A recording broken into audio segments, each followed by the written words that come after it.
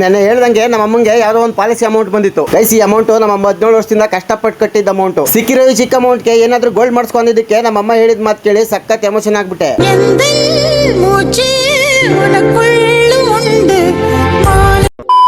ಎಲ್ಲ ನನ್ನ ಕರ್ನಾಟಕ ಜನತೆಗೆ ಈ ನಿಮ್ಮ ಆಸೆ ನೋಡಕ ಸಂತು ಮಾಡುವ ಎಲ್ರಿಗೂ ನಮಸ್ಕಾರಪ್ಪ. ಗೈಸ್, ಇವತ್ತು ಬೆಳಗ್ಗೆ 6 ಎದ್ದು ಆಚೆಗೆ ಬಂದು ನೋಡಿದ್ರೆ ನಮ್ಮ ಬದ್ರಿನೂ ನಮ್ಮ ನಿಶನೂ ಮಾತಾಡ್ತಾ ಇದ್ರು. ಮ್ಯಾಟರ್ ಏನಪ್ಪಾ ಅಂತಂದ್ರೆ ನಮ್ಮ ಬದ್ರಿ ಚಪ್ರಿ ಪ್ರೋಮಸ್ಗೆ ಬ್ರ್ಯಾಂಡ್ ಅಂಬಾಸಿಡರ್ ಆಗೋ ತರ ಕಟಿಂಗ್ ಮಾಡಿಸ್ಕೊಂಡ್ ಬಂದಿದ್ದ.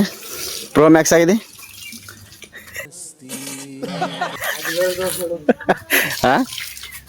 ಈ ಕಡೆ ಬದ್ರಿ ಇಲ್ಲ ಬದ್ರಿ ಅಲ್ಲ ಅದೇನೆಲ್ಲ ಕಟಿಂಗ್ ಬದ್ರಿ ಚಪ್ರಿ ಪ್ರೋ ಮ್ಯಾಕ್ಸ್ ಆಗಿದೆ ಅಲ್ಲ ಬದ್ರಿ ಬರಲ್ಲ ಬದ್ರಿಲ್ಲ.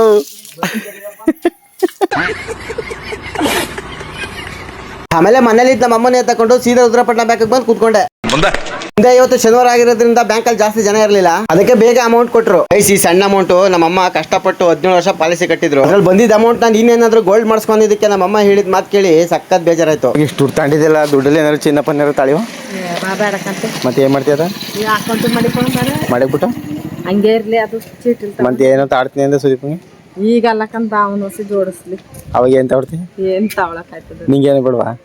ಏಕೆ ಅಲ್ಲ ನೀನ್ ಕಷ್ಟಪಟ್ಟು 17 ವರ್ಷ ಒಂದೊಂದ್ ಸಾವಿರ ವರ್ಷಕ್ಕೊಂದ್ಸಾರ ಕಟ್ಕೊಂಡು ಹೋಗಿರೋ ತನಕ ದುಡ್ಡು ಅದು ನಿನ್ಗೇನು ಬಿಡ್ವಾ?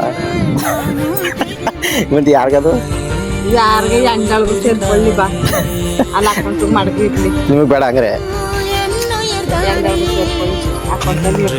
ನಂಗೆ ಬೇಡ, ಅವನಿಗೆ ಕೊಡು. ಚೀಟಿ ತಗೊಳಕ್ ಆಯ್ತದ ಅದು ಅವನಿಗೆ ಕೊಡು. ನಂಗೆ ಅದು ದುಡ್ಡು ನಂಗೆ ಬೇಡ ಅವನಿಗೆ ಕೊಟ್ಟು ಅವನಿಗೆ ಏನಾರು ತಾಡು ಪಾಪ ಚೆನ್ನಾಗಿರ್ಲಿ ಅವನು.